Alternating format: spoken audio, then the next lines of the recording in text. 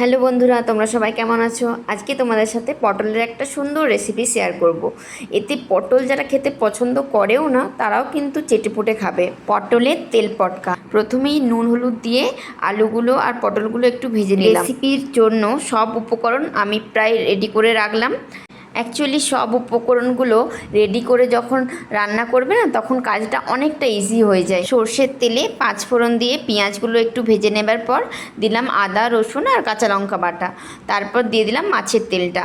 আর কোনো এক্সট্রা তেল দিচ্ছি না, কিন্তু মাছের তেলের মধ্যে যে তেলটা আছে সেটা দিয়ে কিন্তু ওটা খুব সুন্দর ভাজা হয়ে যাবে। একটা টমেটোকে আমি কুচি করে রেখেছিলাম, সেটাই দিয়ে দিলাম।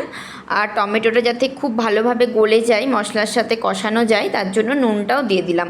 আর বেসিক যে মশলাগুলো হয়, হলুদ গুঁড়ো, সামান্য একটু লঙ্কা গুঁড়ো, আর তার সাথে ধনে গুঁড়ো দিয়েছি, জিরে গুঁড়োটা দিচ্ছি না কিন্তু।